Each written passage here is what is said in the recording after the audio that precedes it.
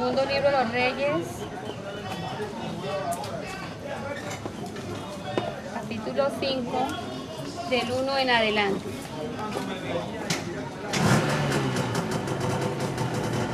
Vamos a leer la palabra en el nombre del Padre, del Hijo y del Espíritu Santo. Amén. Eliseo y Naamán. Naamán, general del ejército del rey de Siria, era varón grande delante de su señor y lo tenía en alta estima, porque por medio de él había dado Jehová salvación a Siria. Era este hombre valeroso en extremo, pero leproso. Y de Siria había salido bandas armadas y había llevado cautiva de la tierra de Israel a una muchacha, la cual servía a la mujer de Naamán. Esta dijo a su señora: si rogase mi señor al profeta que está en Samaria, él lo sanaría de su lepra. Entrando Naamán a su señor, le relató diciendo: así y así ha dicho una muchacha que es de la tierra de Israel. Y le dijo el rey de Siria: anda, ve, y yo enviaré cartas al rey de Israel. Salió pues él llevando consigo 10 talentos de plata y 6,000 piezas de oro y 10 mudas de vestidos. Tomó también cartas para el rey de Israel que decían así: cuando lleguen a ti estas cartas, sabe por ellas que yo envío a ti mi siervo Naamán para que lo sanes de su lepra. Luego que el rey de Israel leyó las cartas, rasgó sus vestidos y dijo: ¿soy yo Dios que mate y dé vida para que éste envíe a mí a que sane un hombre de su lepra? Considerad ahora y ved cómo busca ocasión contra mí. Cuando Eliseo, el varón de Dios, oyó que el rey de Israel había rasgado sus vestidos, envió a decir al rey: ¿por qué has rasgado tus vestidos? Venga ahora a mí y sabrá que hay profeta en Israel. Y vino Naamán con sus caballos y con su carro y se paró a las puertas de la casa de Eliseo. Entonces Eliseo le envió un mensajero diciendo: ve y lávate 7 veces en el Jordán y tu carne se te restaurará y serás limpio. Y Naamán se fue enojado diciendo: he aquí yo decía para mí, saldrá él luego y estando en pie invocará el nombre de Jehová su Dios y alzará su mano y tocará el lugar y sanará la lepra. Habana y Farfar, ríos de Damasco, ¿no son mejores que todas las aguas de Israel? Si me lavare en ellos, ¿no seré también limpio? Y se volvió y se fue enojado. Mas sus criados se le acercaron y le hablaron diciendo: Padre mío, si el profeta te mandara alguna gran cosa, ¿no la harías? ¿Cuánto más diciéndote: lávate y serás limpio? Él entonces descendió y se zambulló 7 veces en el Jordán conforme a la palabra del varón de Dios, y su carne se volvió como la carne de un niño y quedó limpio.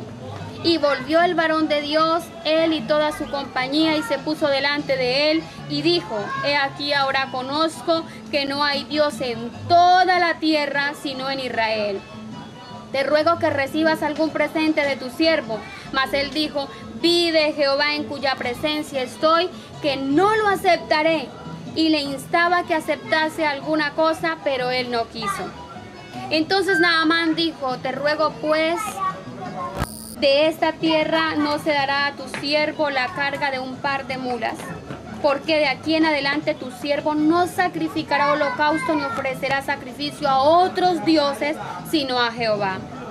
En esto perdone Jehová a tu siervo, que cuando mi señor el rey entrare en el templo de Rimón para adorar en él y se apoyare sobre mi brazo, si yo también me inclinare en el templo de Rimón. Cuando haga tal, Jehová perdone en esto a tu siervo. Y él le dijo: ve en paz. Se fue pues y caminó como media legua de tierra. Entonces Giezi, criado de Eliseo, el varón de Dios, dijo entre sí: he aquí mi señor estorbó a este sirio Naamán, no tomando de su mano las cosas que había traído. Pide Jehová que correré yo tras él y tomaré de él alguna cosa. Y siguió Giezi a Naamán, y cuando vio Naamán que venía corriendo tras él, se bajó del carro para recibirle y dijo: ¿va todo bien? Y él dijo: bien. mi señor me envía a decirte, he aquí vinieron a mí en esta hora del monte de Efraín 2 jóvenes de los hijos de los profetas. Te ruego que les des un talento de plata y 2 vestidos nuevos. Dijo Naamán, te ruego que tomes 2 talentos, y le insistió, y ató 2 talentos de plata en 2 bolsas y 2 vestidos nuevos, y lo puso todo a cuestas a 2 de sus criados para que lo llevasen delante de él. Y así que llegó a un lugar secreto, él lo tomó de mano de ellos y lo guardó en la casa. Luego mandó a los hombres que se fuesen, y él entró y se puso delante de su señor. Y Eliseo le dijo, ¿de dónde vienes, Giezi? Y él dijo, tu siervo no ha ido a ninguna parte. Él entonces le dijo, ¿no estaba también allí mi corazón cuando el hombre volvió de su carro a recibirte? Es tiempo de tomar plata y de tomar vestidos, olivares, viñas, ovejas, bueyes, siervos y siervas. Por tanto, la lepra de Naamán se le pegará a ti y a tu descendencia para siempre. Y salió de delante de él, leproso, blanco como la nieve. Amén. Amado Padre Celestial de la Gloria, te alabamos y te bendecimos, Señor, y te damos gracias en esta mañana por esta palabra, Jesús, que tú nos das. Llena nuestro corazón y nuestra vida con ella, Jesús, y permite, Dios mío precioso, que, Dios mío, ella pueda ser, Jesús, el camino a seguir en la vida de cada uno de nosotros. En el nombre de Jesús, amén. Bien, el tema de esta mañana es el orgullo. Y el título es, el orgullo no nos permite entender la voluntad de Dios. El orgullo, muchas veces confundimos el orgullo con nuestras maneras de vestir, o de arreglarnos, o de cuidarnos personalmente.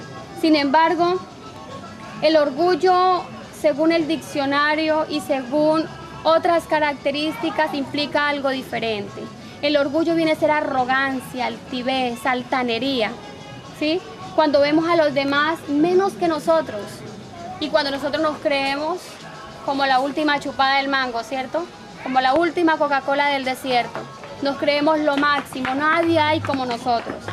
Bien, entonces vamos a mirar en esta mañana acerca del orgullo y vamos a tratar de ver Dios qué piensa del orgullo a través de la palabra y qué de nosotros, ¿sí?, de pronto está inmiscuido en ese camino. El orgullo, como ya hemos iniciado diciendo, no es cuestión del hoy, sino que es cuestión ¿qué?, de todos los tiempos. Y se inició desde el jardín del Edén con nuestro principal enemigo Satanás, que se ensoberbeció, se enorgulleció, su altivez y su arrogancia no le permitieron ver que Dios era supremo y que era más grande que él, y entonces formó su revolución y conocemos todo el trayecto hasta el día de hoy. Bien, vamos a mirar este personaje Naamán, para luego entonces entrar en la parte del orgullo. Naamán, la palabra Naamán o el nombre Naamán significa placentero. Por la palabra notamos que era un gran personaje dentro del estatus social. Nos dice la palabra al iniciar la lectura que era general del ejército de Siria, tenía un buen cargo a nivel político y a nivel de la sociedad. Era un hombre de alta estima ante los ojos ¿de quién? Del rey, ¿no? Como del presidente hoy en día. Era un hombre en extremo valeroso, o sea que era un hombre que poco le temía a ciertas situaciones de la vida. Aún su propia vida la había visto vinculada en lo que eran batallas y luchas, ¿sí?, por el mismo hecho de tener este cargo. Este hombre entonces era un hombre apreciado. Si notamos por la lectura, los que estaban bajo su dominio, bajo su mando, también podían llegarse a él y lo llamaban Padre mío, ¿no? Uno no a cualquiera le dice padre. Tiene que ser una persona de mucha estima. Pero tenía un pero. ¿Y era qué? Orgullo. El pero de Naamán era ¿cuál? La lepra. La lepra. Siempre hay un pero. Lo tenía todo pero. Y ese pero es el que nos limita. Bien, entonces vamos a mirar también que en este momento de la historia de este hombre Naamán, el pueblo de Israel era tributario de Siria, ¿sí? Se estaba subyugado por Siria. Y en Siria, en Samaria había también que un profeta. Este profeta es Eliseo. Eliseo es sucesor entonces de Elías. Miremos ahora en cuanto a lo que definimos ahora del orgullo, que significaba altivez, altanería, soberbia. Cómo Naamán no se va a la sierva, que es quien le está dando la solución a su problema, a quién recurrir, ¿cierto? Porque es la que está dando la solución. La sierva va a quién? A su señora y le dice, en mi tierra, en Samaria hay un profeta, y si él le ruega, rápido va a ser sano. La esposa de él viene y le comenta, y él en vez de correr, ¿dónde? Donde la sierva era quien tenía la información, ¿sí o no? Era quien tenía la información. Entonces, en vez de recurrir a la sierva, era menor en estatus, en escala, era su sirvienta, corre ¿a dónde? A donde el rey. El rey no sabía nada. El rey no sabía nada. Sin embargo, como lo estimaba, porque Dios había puesto la gracia en Naamán de que cuando se iba a las guerras y a las batallas las ganaba, entonces el rey rápido dice, te conduciré al rey de Israel. ¿Sí? Mire la transacción que se hace. A veces pensamos que porque tenemos dinero o porque tenemos un estatus social, tenemos las de ganar. ¿Sí? Y vamos perdidos por allí porque el Señor siempre nos querrá llevar, ¿qué? Hacia Él. Pero para ir a Dios, los caminos siempre son diferentes. ¿Amén? Siempre son diferentes. Entonces, el rey de Siria hace cartas y lo manda nuevamente ¿a dónde? Al otro rey. Estamos de rey a rey. ¿Sí? Entonces, la alcurnia no se pierde. Y dice que cuando llega allí a Samaria, el rey lee la carta y de una vez dice, ¿qué está buscando? Está buscando es pelear conmigo, no le gusta la paz. Y dice que rasga, ¿qué? Sus vestidos. Y le dice, ¿y qué acaso yo soy Dios? Yo ni médico soy rey, por si no lo sabía quien lo manda. ¿Acaso yo tengo poder o tengo autoridad o conocimiento o ciencia para que yo siquiera le pueda recetar un jarabe, una droga o algo para que se cure? Ahora hay que notar otra cosa, hermanos, y es que en Siria la lepra no era símbolo de inmundicia, era una enfermedad como en nuestro medio, que uno podía visitarla y podía vivir en sociedad. En Israel no. En Israel eran excluidos del pueblo, ¿sí? Y este hombre se presenta leproso ante el rey. Yo no sé el rey como israelita, cómo fue el recibimiento al ver este leproso allí. Cómo sería la misma gente que lo vio entrar. Porque aunque no pertenece, pero viene como rey, ¿cierto? Con cartas de rey. Y el asunto ahora es que había que recibirlo porque había que recibirlo y no el problema era más grande. Entonces, esto llega a oídos ¿de quién? De Eliseo, ¿cierto? Y Eliseo dice, bueno, ¿y este hombre acaso es que no conoce que aquí hay profeta? ¿Cómo es que se va a rasgar los vestidos? ¿Y cómo es que se va a seguir humillando de la manera? Mándemelo. Mándemelo. Y dice que el rey entonces lo traslada a Eliseo. Él va hasta casa de Eliseo y cree que Eliseo le va a rendir honores. Pero ¿sabían ustedes que ni siquiera sale a recibirlo? No le dio ni los buenos días, ni las buenas tardes, ni las buenas noches. El texto no registra a qué hora del día llegó. Pero sí registra de que Eliseo nunca salió, ni siquiera porque traía cartas de rey. ¿Quién salió a recibir a Naamán? El siervo. ¿Sí? El siervo. Igual que la sierva que había dicho que él era quien tenía la solución, ahora él tiene que comunicarse con ¿quién? Con un siervo. ¿No les parece a ustedes que eso ya es mucho darle al orgullo a uno que está gustoso de tratar con pura gente de sociedad y de repente un sirviente y tener que rebajarme a ver qué es lo que quiero? Es a él con quien tengo que comunicarme. Es a él a quien le tengo que decir qué necesito y qué quiero. Lo más tremendo que vemos aquí es que ni siquiera le dice, mi Señor dice que espere, o que pase, o que se encuentre y no, vaya y lávese allá al Jordán 7 veces, y con eso usted será limpio. ¿No les parece a ustedes que es mucho herir su orgullo? Porque necesita agacharse, necesita agachar su cabeza, y necesita empezar a reconocer entonces que todo su dinero y su poderío que no tienen cabida dentro de la solución que él necesita. En este hombre Naamán y en esta posición podemos decir que él había hallado que todos sus honores y todo su poder carecían de valor alguno. En este momento, nada de todo lo que tenía, ni sus títulos, ni su rango, ni sus amistades, ni su dinero, nada tenía valor alguno. En cuanto a su curación, ¿no?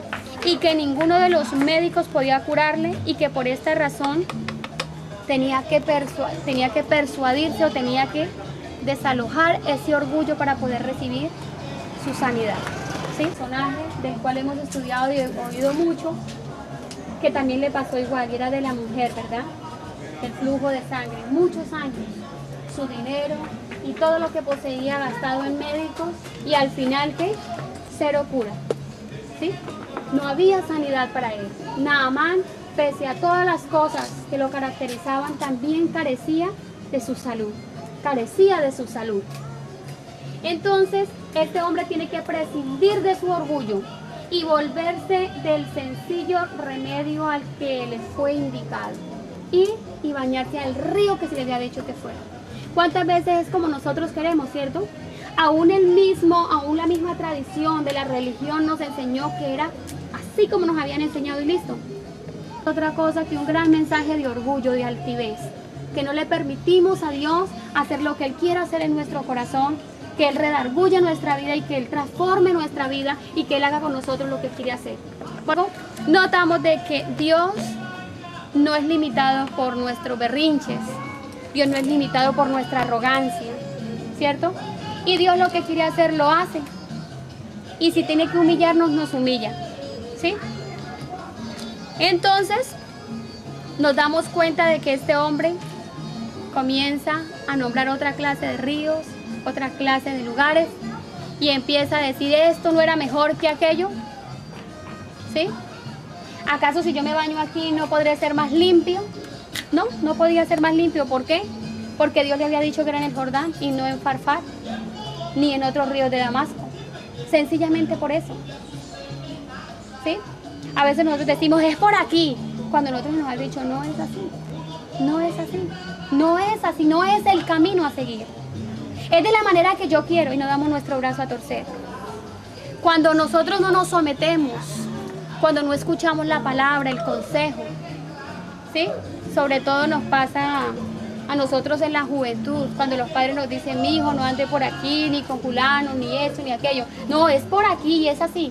Cuando ya se estrellan bien feo, cuando ya se... Ay, si yo hubiera escuchado. ¿Sí? Se medita ya tarde. A nosotros, aunque tenemos una edad un poco mayor que la de los jóvenes, y esta cuestión no nos deja de pasar lo mismo. Siempre nos están dando consejos y nos están mostrando el camino, pero nosotros seguimos la ruta que a nosotros nos parece. Y eso ante los ojos de Dios es ¿qué? Desobediencia, y es pecado. Y es pecado. Y el pecado Dios no lo puede abrazar, ¿sí? Ni nos puede bendecir en medio de esa arrogancia y de esa altanería. Entonces, vamos a mirar a nivel de la palabra varias citas bíblicas que nos enseñan acerca del orgullo. Levíticos 26:19, cuando nos habla acerca de las consecuencias de la desobediencia, nos dice este versículo, y quebrantaré la soberbia de vuestro orgullo y haré vuestro cielo como hierro y vuestra tierra como bronce.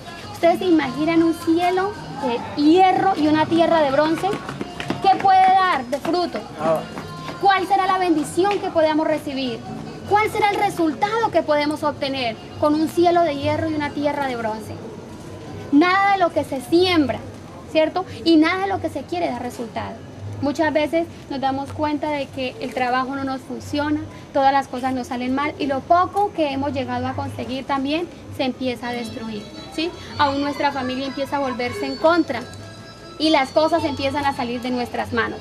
Eso es cielo de hierro y tierra de bronce. No hay fruto alguno. ¿Por qué? Porque el orgullo será quebrantado por la arrogancia, dice el Señor. Será quebrantado por la arrogancia.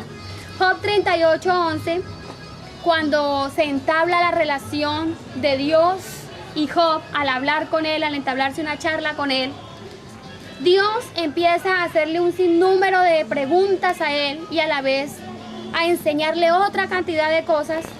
Y es allí donde Dios convence a Job de su ignorancia. Pero en el versículo 11 dice: y dije, hasta aquí llegarás y no pasarás adelante, y allí parará el orgullo de tus olas, refiriéndose Dios al mar. Ahora que tuvimos la oportunidad de ir a Capurganá, yo me quedaba mirando que éramos como mosquitos en un gran monstruo tan grande que se movía y revoloteaba, y para donde uno miraba decía uno, ¿cómo podrá salvarse si cae en estas profundidades? Y lo más tremendo es el respeto que muchos le tienen a sus olas cuando él se revuelve, cuando él se alza, ¿sí? Y mire que este texto nos dice de que el mar mismo es arrogante, orgulloso. ¿Por qué? Porque es muy grande y es impenetrable en muchas ocasiones. Sin embargo, el Señor, que le dijo al mar, hasta aquí llegó. Estos van a ser sus límites y de aquí usted no puede pasar. Y nos damos cuenta que por grande que Él sea, por inmenso que Él sea, el límite que Dios le puso a Él es el límite que lo sostiene. Amén. Amén, amén. Hasta ahí llega Él. Hasta ahí llegan sus olas, hasta allí llega la altivez de su marea y su fuego, como golpea las rocas y como hace de todo, pero hasta ahí llega, de allí no pasa. Proverbios 21:4 también nos enseña que la altivez de ojos y el orgullo del corazón y el pensamiento de impíos delante de Dios son pecado. Son pecado. Y mientras nosotros persistamos en esa actitud de pecadores, de hacer lo contrario a la voluntad de Dios, mientras persistamos, mientras insistamos, mientras peleemos con esa voluntad de Dios, nos vamos a hallar que con un cielo de hierro y una tierra de bronce. Nada nos va a salir bien. Aunque usted se empeñe, aunque usted estudie, aunque usted tenga muchas amistades, aunque usted tenga muchas cosas, aunque tenga la mejor disposición, la hermana lo ha dicho, no vamos a lograr ni vamos a conseguir nada.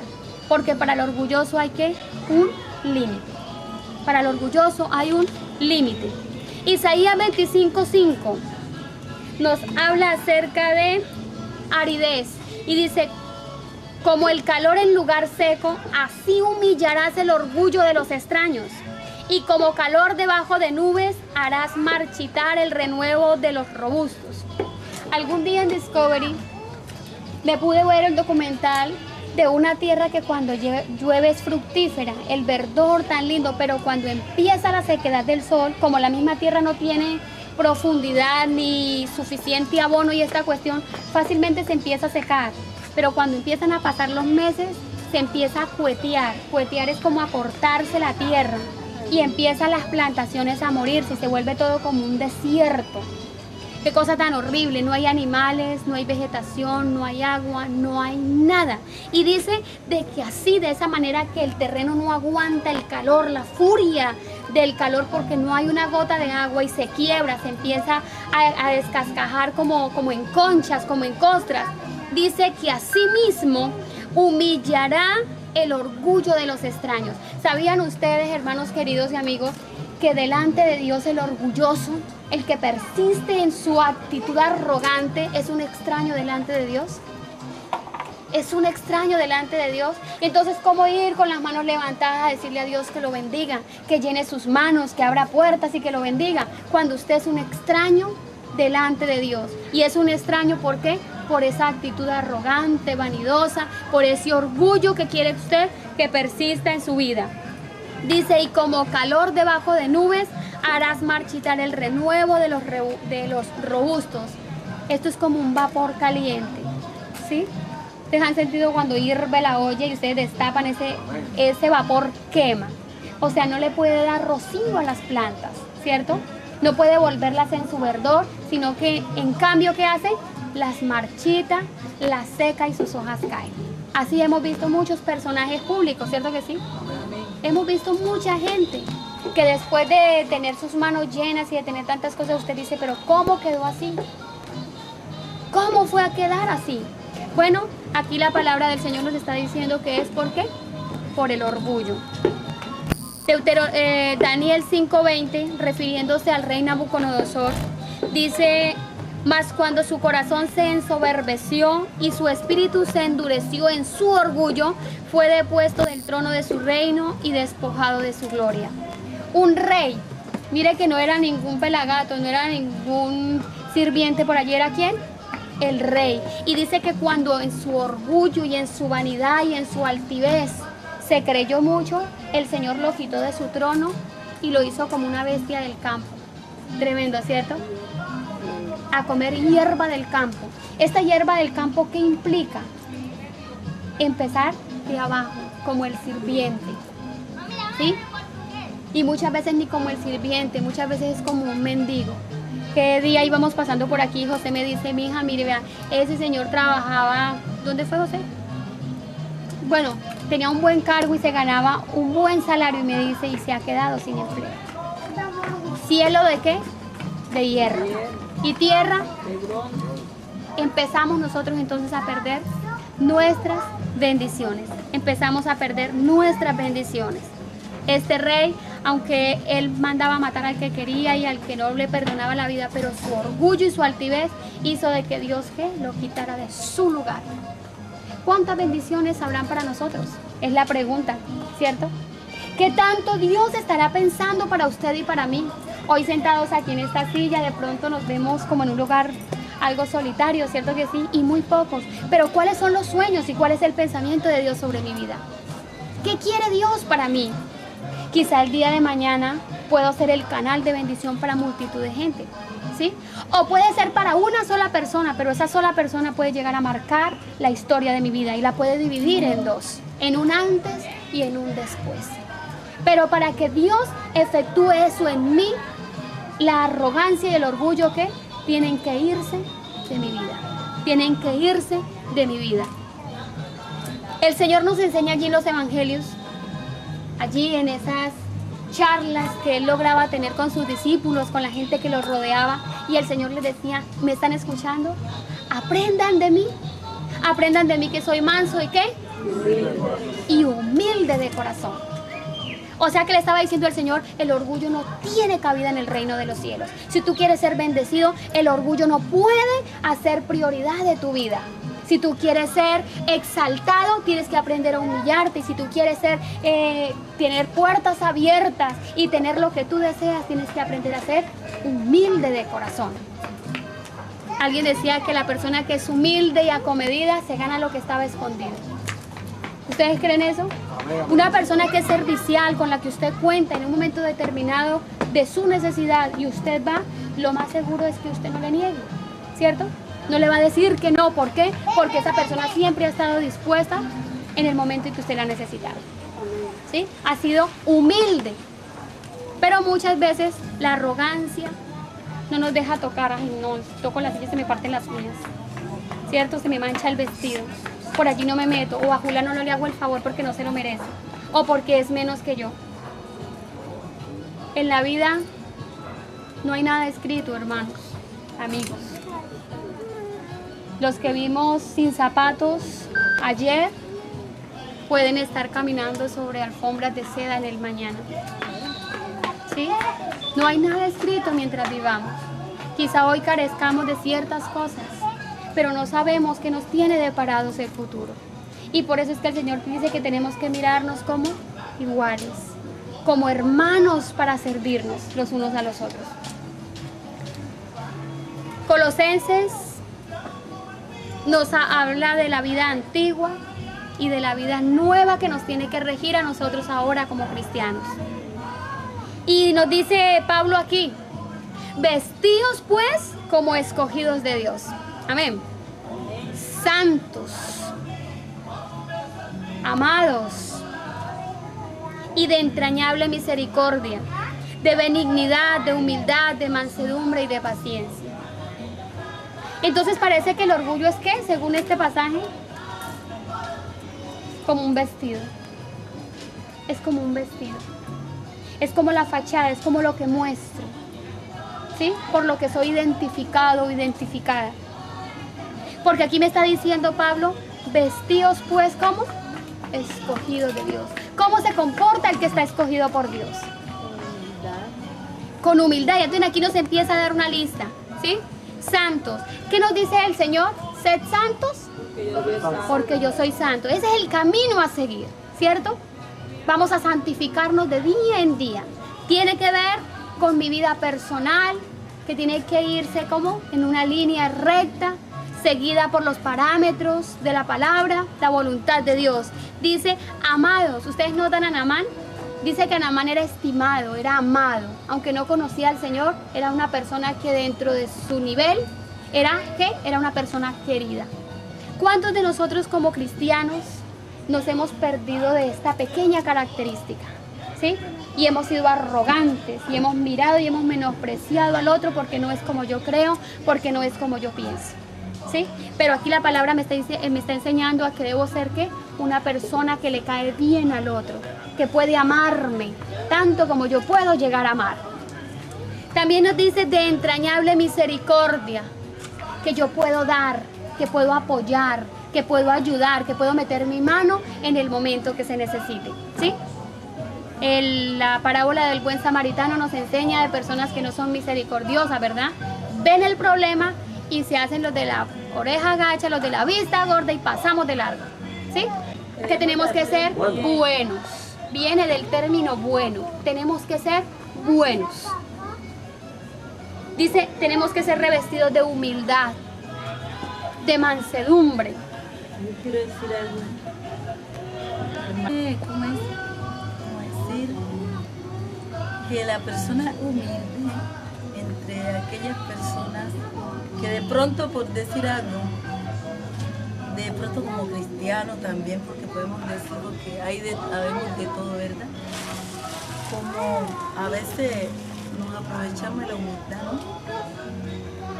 También, entonces, digamos que como el hermano es humilde, de pronto se aprovecha la persona de esa humildad, que tampoco, pues pienso que delante de Dios tampoco es bueno, ¿verdad? De que por qué es noble, que por qué trata, no, que él sí me hace esto, el otro, y que después abusan de la humildad. Eso no le salimos con nada, que de pronto si el hermano por decir algo muy claro para trabajar ya, y entonces como el hermano es humilde, le puedo, por ejemplo, un día de trabajo, ¿cuánto más o menos puede valer? 20.000 pesos. Bueno, le puedo dar por ahí unos 5.000 pesos. Entonces me estoy aprovechando de la humildad y teniendo como colaborarle porque está necesitado. Yo quiero decirles algo a los hermanos. Para eso tenemos un Dios que juzga a cada quien según su obra. Dios se encarga de aquel que está usando del justo. Hermanos, mire, vea, hay que ver con una buena reacción frente a ciertas situaciones. El humilde no es el que se deja dar en la cabeza. ¿Sí me entiende? El humilde no es el que deja que otro lo estropee. Miremos a Jesús. Jesús era humilde y dice, aprended de mí que soy humilde. Sin embargo, en el texto que el pastor nos leyó o que leímos al inicio, nos damos cuenta de un Jesús que se violenta cuando hay una injusticia, cuando hay algo que sencillamente no es o no está dentro de los parámetros bíblicos. Y dice que empieza a volcar las casas de los cambistas y empieza toda la mercadería que había puesto en el templo, y la razón del Señor es que mi casa será llamada casa de oración y no una cueva de ladrones. Entonces su carácter se deja ver en un momento específico y por esto él no deja de ser humilde. Amén. La palabra nos enseña en otros textos que nosotros tenemos ese dominio propio, y si usted tiene la razón, usted puede reclamar esa razón. ¿Ya? Amén. Bien, entonces Colosenses nos dice que nos vistamos de humildad, de mansedumbre. Está hablando acerca de estar quieto, analizar bien la situación, de no ser acelerados, porque somos acelerados, ¿verdad? Nos gustan las cosas muy rápidas. Y de tener paciencia para la solución de las cosas. Cuando nosotros reconocemos que hay otros medios para arreglar ciertas situaciones, si le damos espera o tiempo, es bueno entrar en ese camino y no acelerarnos. A eso se refiere la paciencia también. Tener paciencia para poder arreglar las cosas. Si hay un momento determinado que se sale de las manos, pues hay que dar un corte, ¿cierto? Porque lo que no sirve dice la palabra que tiene que ser cortado por lo sano. Pedro, primera de Pedro 5, 5, 6 al 7 nos enseña de que Dios resiste a los soberbios. Dios resiste a los soberbios y les da gracia a los humildes. La persona que es arrogante, por el mismo orgullo y la misma vanidad, a veces se encuentra con unas personas que los confrontan y los dejan como avergonzados. ¿Cierto que sí? Y quedan como al aire, sin quien responda por ellos. Sin embargo, el Señor dice que da gracia al humilde. ¿Cuántas veces nosotros hemos necesitado hacer una vuelta, una gestión o algo, y ya sea por las personas a las que nos tenemos que dirigir o porque hay de pronto mucho personal antes que nosotros, se nos hace imposible y llegamos ahí como, ay, aquí ya, y encontramos a alguien que nos dice, ay, no, venga, yo lo hago, o venga por aquí, y lo mete a uno por allá y sale uno sin hacer todas las gestiones que tuviéramos que haber hecho. Hielo de bendiciones, y esa tierra de bronce, una tierra fértil. Eso hace entonces la humildad. Dice, humillaos pues bajo la poderosa mano de Dios para que Él os exalte cuando fuere tiempo. Otra vez nos está hablando en este pasaje de la paciencia. A veces creemos que porque Dios hizo una promesa sobre mi vida, se va a cumplir ya y ahora. Y resulta de que no es así. Hay un tiempo que Dios se toma para prepararnos, para dotarnos, para darnos lo que necesitamos, para que cuando Él ya nos vaya a exaltar, nosotros estemos en la capacidad de responder a esa exaltación o de recibir. ¿Ustedes se imaginan que el Señor tenga para mí una finca, pues con de todo ahí, y me la regalen en este momento? ¿Ustedes qué creen que haría Sandra? Fuera del evangelio. No, fuera del evangelio, no, referente a la finca. Referente a la finca. Sandra no sabe sembrar, no sé en qué tiempo se dan las cosechas, de cuidado de animales no sé mucha cosa, no sé cómo se mantiene, cuál es el proceso, y me quedo sin bendición. Entonces, si me la van a dar, o si el Señor tiene proyectado dármela, primero me va a preparar en este campo. ¿Sí? Dios conoce el corazón y el propósito de la persona para Claro, algo que pueda... claro. Muchas veces nosotros decimos, ay, yo aprendí algo, pero ¿eso para qué? Yo aprendí computación, pero ni computador tengo. ¿Cierto que decimos así? Amén. Pero pasan los años y resulta de que se montó una gran empresa y ¿quién sabe computación? La hermanita que no tenía ni computador, y de él es el puesto. Tome, mijita, esta es suya. Y entonces conocemos para qué aprendimos, ¿sí? No hacemos las cosas ni aprendemos en vano. No aprendemos en vano. Entonces, dice, echando toda vuestra ansiedad. ¿Ustedes creen que Naamán, con todas las riquezas, con todo el poder y con todo el dominio que tenían, este hombre vivía bien, sabiendo que su cuerpo se estaba cayendo a pedazos? ¿Ustedes qué dicen? ¿Naamán sería feliz? Si llegaría así gozoso, ay, mi hija, hoy vea una batalla, un triunfo, ¿sí? No, ¿por qué? Porque no tenía salud. No conocemos acerca de sus dolores, de su angustia cuando se miraba frente a un espejo, ¿sí? Cuando se tenía que mirar, o de pronto cuando decían vamos a ir a un lugar y él no podía ir. ¿Ustedes creen que para Naamán fue fácil entrar a Israel, donde el primer leproso decía lepra, lepra, y corran y vuelen y se escondían como qué? Y no quedaba nadie? Para Naamán no era fácil.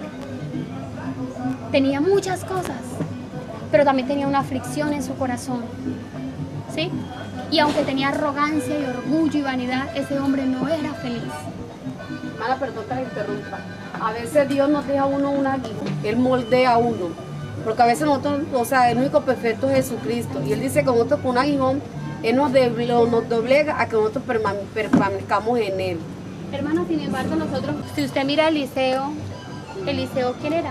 Era un calvo que tenía que andar con un bordón por allí. De pronto la burla de muchos, porque cuando la Biblia nos relata de estos jóvenes que comenzaban a llamarlo por sobrenombre, quiere decir que no, tampoco era tan respetado. Y Dios lo levanta de allí, ¿y qué? Y lo establece, y lo exalta. ¿Y quién era Eliseo ahora? Cuando salen estos jóvenes, ¿en qué quedaron? Muertos. O sea, Estos aguijones básicamente nos los hacemos nosotros mismos, ¿no? Creo yo. Aguijones de malos hábitos. No sé si me estoy haciendo explicar. Amén, amén. Donde yo como persona impido que la gloria, ese chequinat de Dios me cubra en su totalidad. ¿Cuántas veces Dios me dice a mí, Sandra, esto y aquello, y yo le estoy diciendo, no, no puedo? Mire que esto, y le estoy poniendo trabas a Dios. Y eso puede ser un aguijón que no me está permitiendo a mí entrar en el camino de bendición al que Dios me está proyectando, ¿sí? Lo que es más bien, creo yo, hermana, de estas cuestiones, como en el caso de Naamán, es que Dios utiliza las mismas armas nuestras para convencernos de que Él es Dios grande, soberano por sobre todas las cosas. Pero si Naamán hubiera hecho lo contrario a lo que hizo, de ser arrogante y de empezar a nombrar otros ríos y otra cantidad de cosas, facilito, hermana querida, va y se baña y vuelve sanito, feliz y dichoso. Pero miren que este hombre le hizo una prórroga a su sanidad.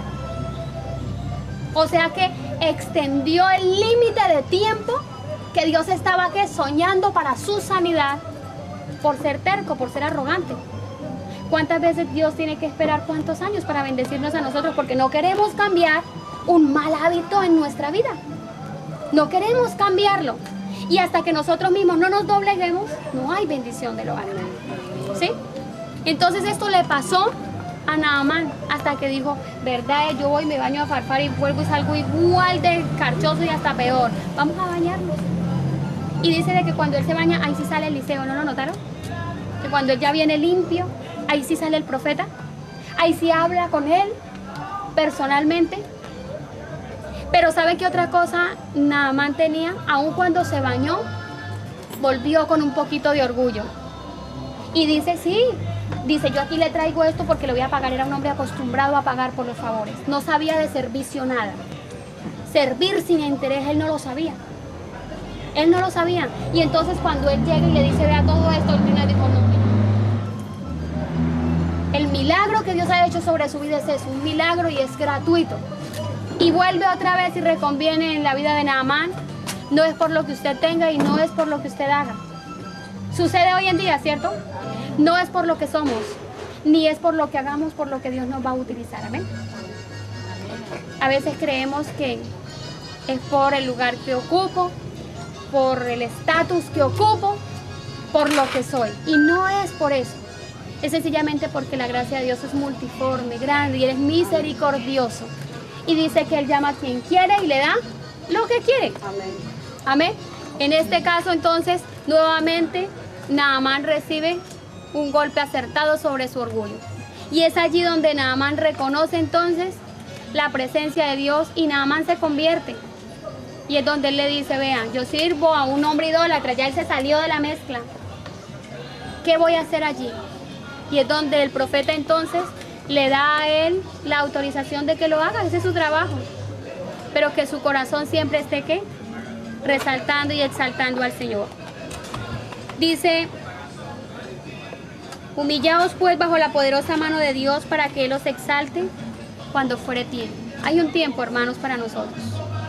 Hay un tiempo para nosotros y un tiempo para ser bendecidos.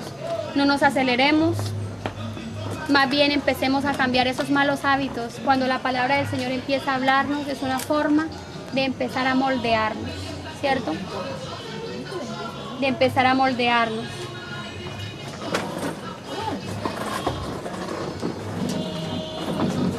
Tozer, A.W. Tozer dijo que la paz del corazón depende de conocer a Dios.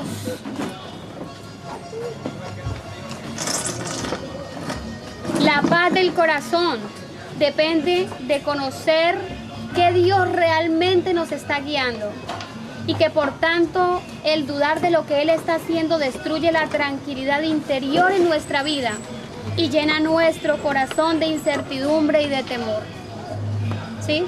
Cuando dudamos de que Dios está haciendo algo en nosotros para bien, para cambiarnos, para transformarnos, cuando Dios está quitando la mentira de nuestros labios, cuando Dios está quitando el orgullo de nuestra vida, cuando Dios está quitando la altivez, la arrogancia de nuestra vida, es porque Él nos quiere que guiar y nos quiere conducir hacia manantiales de bendición, ¿sí?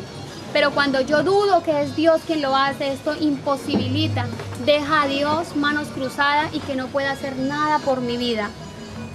Es esencial entonces que estemos completamente seguros de que la voluntad de Dios solo nos guiará a su propia gloria. Dios solo quiere nuestro bien, amén. Solo quiere nuestro bien, Dios no quiere nuestro mal.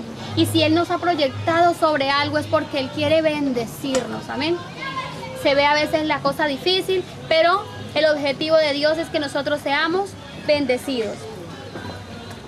Si nos resistimos, entonces Él no nos va a poder guiar. Sometámonos a Dios con gozo y dejémosle trabajar a través de nosotros para lograr sus propios fines. Dios tiene un fin con mi vida y Dios tiene un fin con su vida. Dios tiene un fin, como lo tuvo con el de Naamán. El fin de Dios para Naamán era que él fuera un hombre sano, un hombre que gozara, un hombre bendecido, no solamente por cosas materiales, sino que en su espíritu él también tuviera gozo, tuviera una verdadera vida, porque hasta este momento él no tenía vida ni tenía tranquilidad. Dios quiere en nosotros hacernos hombres y mujeres de buena pesca, amén. Amén. Vamos a ponernos sobre nuestros pies.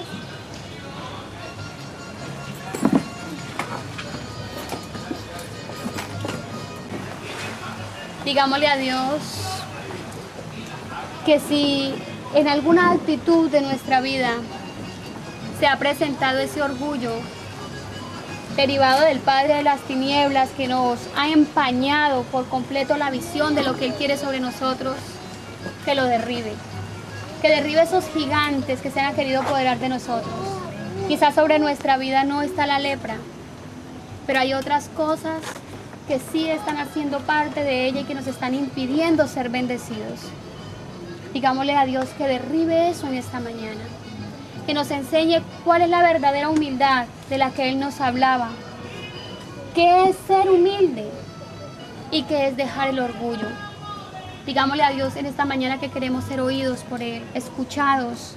Que cuando clamemos a Él, Él pueda mover su mano y los mismos cielos se conmuevan y haya una obra visible y tangible en nuestra vida. Que ya no queremos ser más como hemos sido hasta el día de hoy. Que nosotros queremos aprender a entender cuál es la voluntad de Dios. Decirle a Naamán que se zambullara 7 veces en el río Jordán era mostrarle bajo este número la verdadera perfección de lo que Dios quería hacer sobre su vida. Digámosle a Dios en esta mañana entonces que Él nos moldee y que nos sumerja en su río las veces que sean necesario para que nosotros entendamos cuál es la perfecta voluntad de Él. Dios precioso, en esta mañana ministranos, oh Dios, a todos y a cada uno de nosotros con tu palabra. Dios, mira nuestro corazón, ya que Él es engañoso más que todas las cosas, lo dice tu palabra. A veces pensamos, oh Dios, que estamos actuando de una manera, pero la verdad es que quien vive a nuestro lado, Señor, quien nos mira, Señor, quien nos tiene que soportar, Jesús tiene otra visión de nosotros. Dios a veces nos tienen como los orgullosos, como los altivos, como los sin misericordias, como aquellos, Dios mío, de la gloria intocables. Pero en esta mañana te queremos pedir que por tu Espíritu y por tu misericordia, que por la sangre derramada en el Calvario, Dios, tú nos limpies de estos malos hábitos que empañan, Señor de gloria, el que vivamos una vida agradable y perfecta delante de ti. Dios, limpia nuestro corazón. Aún, Dios mío, cámbianos de manera de pensar si es necesario. Dios, y sumérgenos en tu presencia en esta mañana. Dios, derriba lo que no es tuyo, Señor. Todo hábito, Jesús, oculto aún, aquellos que no conocemos, pero que están siendo manifiestos en nuestro diario vivir. Dios, derríbalos. Señor, haz de nosotros las personas que tú quieres que seamos. Que Dios seamos los canales que tú necesitas, oh Dios precioso, para cumplir el fin que te has propuesto. Sabemos hoy, Señor, por tu palabra, que todo lo que tú haces, Dios, es con el fin de llevarnos hasta tu misma gloria, oh Dios. Poder llegar a cubrirnos con esa chequina de Dios, ampararnos con esa presencia, esos brazos de amor, con esos que nos enseñan a vivir una vida verdadera. Dios, gracias porque a través de Naamán comprendimos, oh Dios, que tantas cosas materiales no hacen felices al hombre, oh Dios. Dios, este hombre arrogante, altivo, lleno de amigos en sociedad, oh Dios, que ninguna cosa material, Dios mío, era difícil para él conseguirla, Jesús, pero que había algo importante que él no tenía en su corazón, y era Cristo Jesús. El Señor no había penetrado en su vida y por eso estaba enfermo. Esa condición de leproso, Dios, es la condición de muchos en este tiempo, Dios de gloria.